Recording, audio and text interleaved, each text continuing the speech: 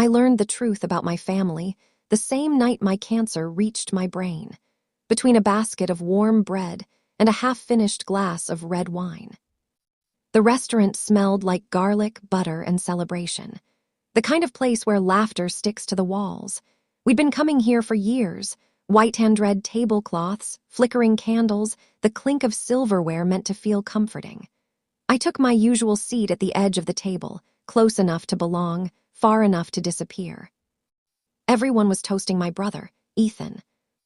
35 years old, newly made partner, the kind of success that fills a room before the person even speaks.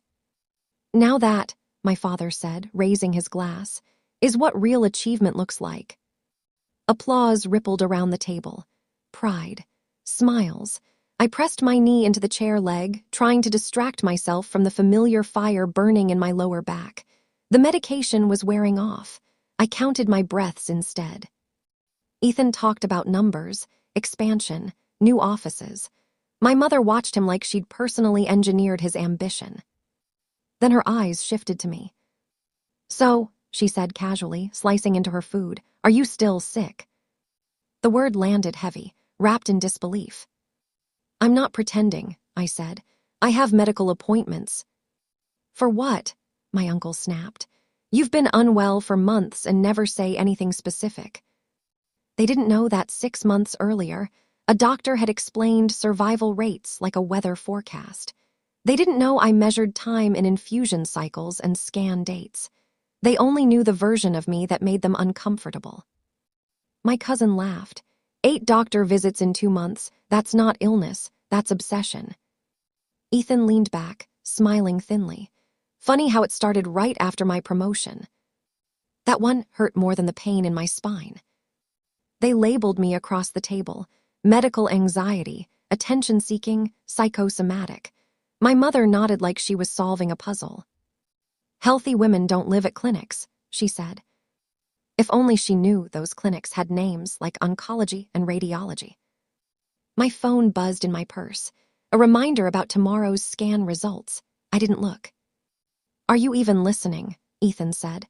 "We're trying to help you." "Help." I smiled politely, the same smile I practiced while throwing up alone at 3 in the morning. Then I saw him through the front window. A familiar walk, a posture that lived in my nightmares. Dr. Alvarez. My oncologist. He stood outside the restaurant holding a file. My stomach dropped. He only came in person when things were bad. Very bad. He walked straight toward our table. My mother stopped mid-sentence. "Miss Carter," he said gently, "I'm sorry to interrupt, but we need to speak immediately." The red label on the file was unmistakable. "What is this about?" my father asked. Dr. Alvarez hesitated and looked at me. "Have they been informed?" "They think I'm lying," I whispered. Silence swallowed the table. He opened the folder. "These scans show metastatic ovarian cancer," he said calmly. "It has spread to the liver, lungs, and lymph nodes." My mother's fork slipped from her hand. "Stage 3, he continued. "Diagnosed 6 months ago." 6 months of accusations, collapsed into a single breath. Tonight's imaging shows progression. Progression, a word that erases futures. Ethan stared at me like I was a stranger. "Why didn't you tell us?" "Because I wanted you to stay happy. Because I wanted one place where cancer didn't exist. Because I was already drowning." Then Dr. Alvarez said the sentence that ended the dinner forever. "We found lesions in the brain. 3 of them. Weeks, not years." My mother sobbed. My father couldn't speak. Dr. Alvarez turned another page. "There's also a financial issue. Your insurance was canceled due to fraudulent activity." His eyes settled on Ethan. "Someone accessed her accounts tied to family funds. She's been paying for treatment herself during chemotherapy." The color drained from my brother's face. No one spoke. The ambulance was already waiting outside. Emergency surgery in the morning. As they wheeled me out, something inside me loosened. Not relief, truth.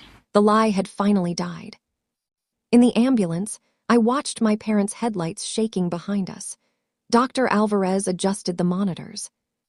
"They'll want to be involved now," he said. "They hate themselves," I whispered. "Good," he replied. "That means they finally see you." As the anesthesia pulled me under, one thought stayed with me. It shouldn't take terminal truth to earn belief.